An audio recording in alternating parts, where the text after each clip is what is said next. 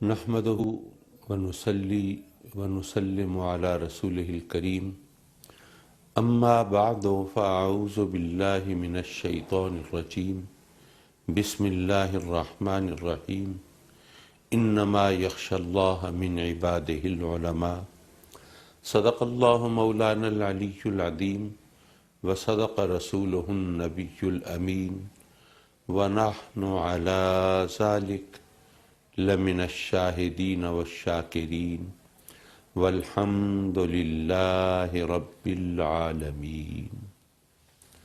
محترم ناظرین، ہم شیخ الہند سلطان الہند حضور خواجہ غریب نواز خواجہ معین الدین چشتی سنجری اجمیری رضی اللہ تعالیٰ عنہ کی یاد میں یہ محفل منعقد کر رہے ہیں اور کچھ گفتگو کر رہے ہیں، کیونکہ یہ ماہ رجب یہ ان کے یوم وصال کا مہینہ ہے اور 6 رجب کو یہ چھٹی منانا یہ اہل محبت اور اہل طریقت کا طریقہ ہے۔ اور جہاں تک حضور خواجہ غریب نواز رضی اللہ تعالیٰ عنہ کی عظمت اور شان کا تعلق ہے تو ہم تو کلمہ گو ہیں، مسلمان ہیں، ماننے والے ہیں۔ ان کی عظمت اور شان کے تو وہ بت پرست جو ہیں وہ بھی معترف ہیں، ان کو ایمان کی دولت ملے نہ ملے، لیکن حضور خواجہ غریب نواز سے عقیدت اور محبت وہ ان کو بھی وراثت میں ملتی ہے، کیونکہ تاریخ اس پر شاہد ہے، اور جو وہ چیز مشاہدے میں ہو اور تاریخ کے اوراق میں محفوظ ہو اس سے آنکھیں چرانا ممکن نہیں ہوتا۔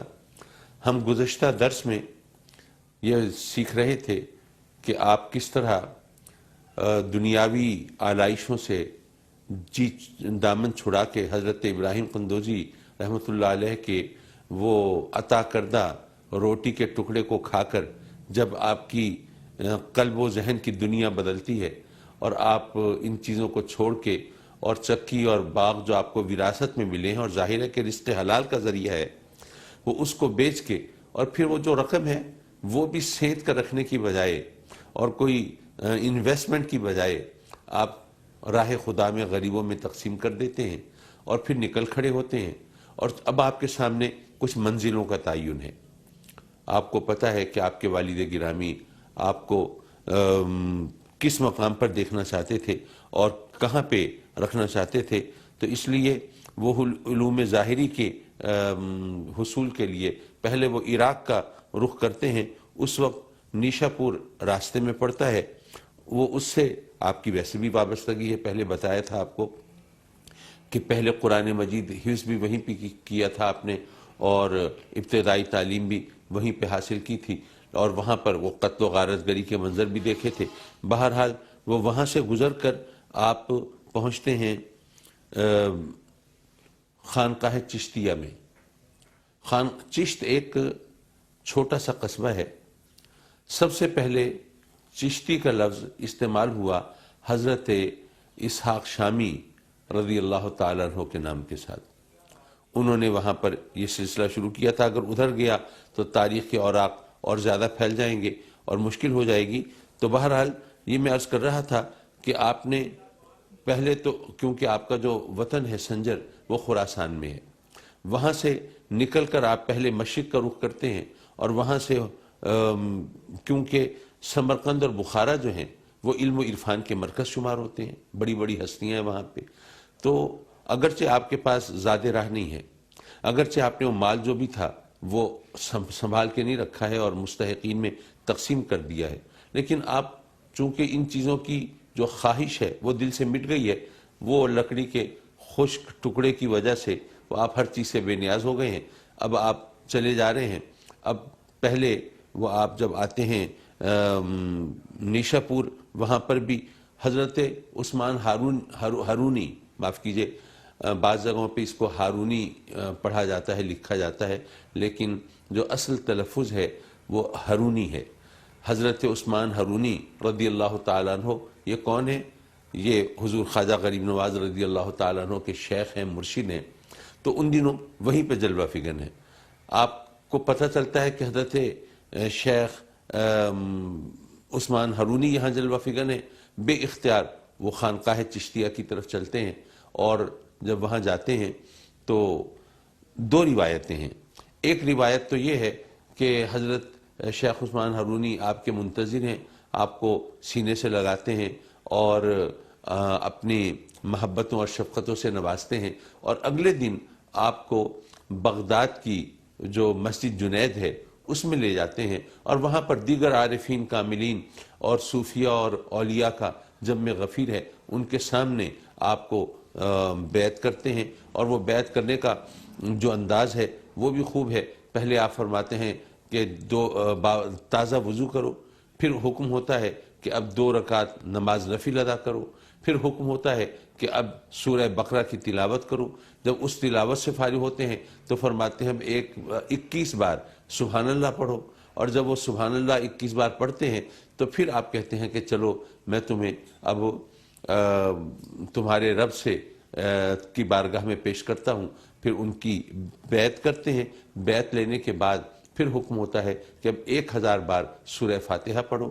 جب وہ سورہ فاتحہ 1000 بار پڑھ کے فارغ ہوتے ہیں تو پھر ان کو پر شفقت فرماتے ہیں، اپنے سینے سے لگاتے ہیں، اور پھر فرماتے ہیں کہ اچھا ذرا اوپر کی طرف دیکھو. جب وہ اوپر دیکھتے ہیں تو پوچھتے ہیں کہ ہاں کیا دیکھا؟ وہ کہتے ہیں کہ جی میں عرش الہی تک نگاہ کی رسائی ہو گئی. اللہ اکبر.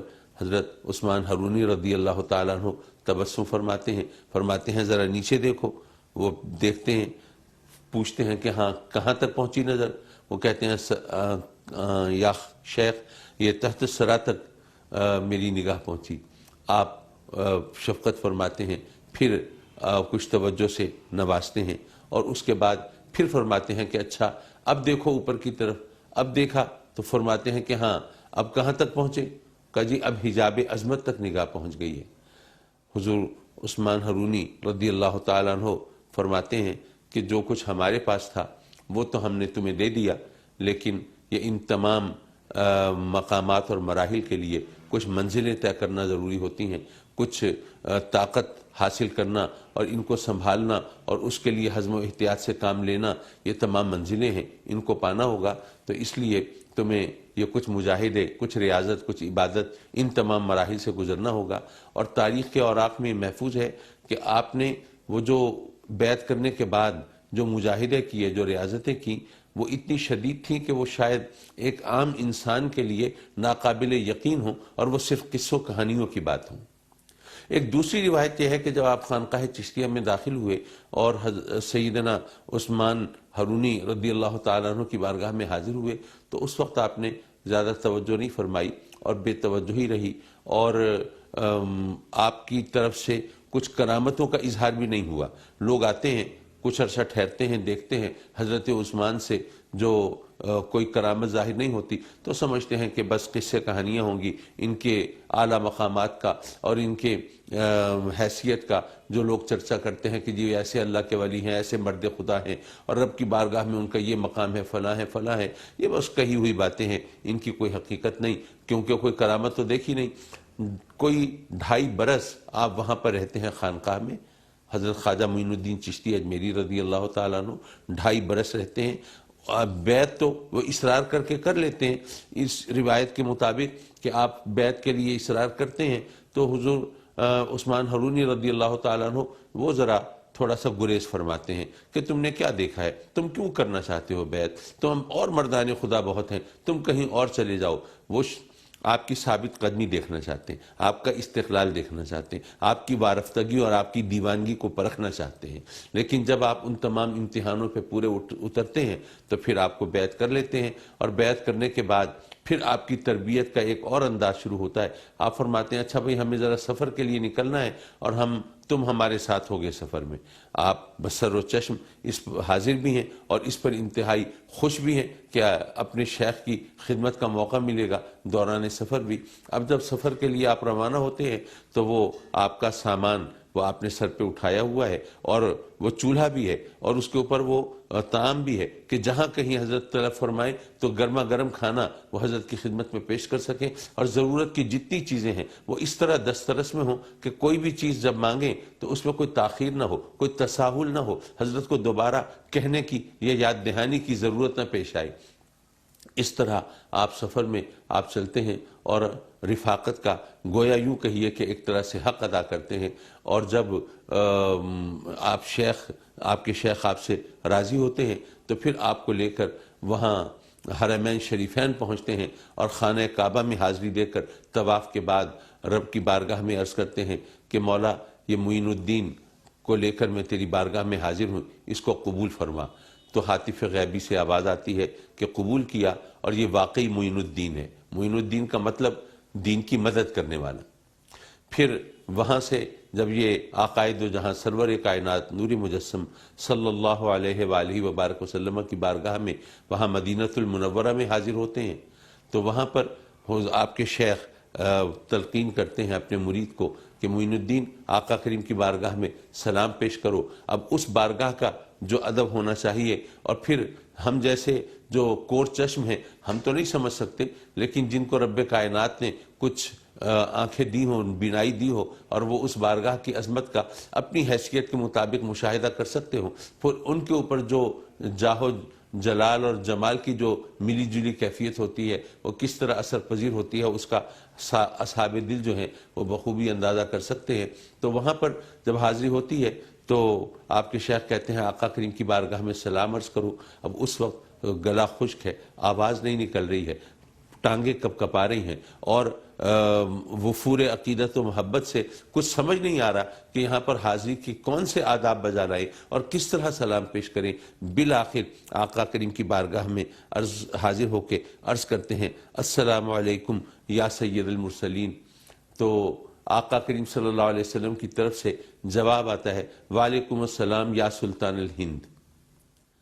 اچھا، اب یہاں پر کچھ باتیں ہیں، کچھ روایتیں تو ایسی ہیں، اور صوفیہ میں یہ باتیں اس طرح مشہور ہیں جیسے کہ یہ اس میں کسی کلام کی اور تردد کی گنجائش نہ ہو۔ وہ کہتے ہیں کہ وہ روضہ اطہر سے جو جواب ملا ہے وہ اتنا بلند تھا کہ وہاں پر حاضرین نے سب نے سنا ہے۔ اب ہمیں تو اس بارے میں ماننے میں کوئی عذر نہیں ہے، ظاہر ہے آقا کریم صلی اللہ علیہ وسلم اگر کسی کو نوازنا چاہیں تو اس میں آپ کا اور میرا کیا دخل ہو سکتا ہے، تو یقیناً ہمیں مان ہی لینا چاہیے۔ لیکن بعض اوقات لوگ جو ہیں جو علوم ظاہر کے حوالے سے سوچتے ہیں کہ یہ جو اللہ کی طرف سے جو قوانین ہیں وہ کیسے بدلے جا سکتے ہیں، اور شریعت کے احکام کو پس پش کیسے ڈالا جا سکتا ہے، اور عالم برزخ سے اس طرح عالم دنیا کا رابطہ کیا یہ اللہ کے بنائے ہوئے قوانین سے یہ انحراف نہیں ہوگا، تو یہ اس بات کو اس طرح ماننا کس حد تک درست ہو سکتا ہے۔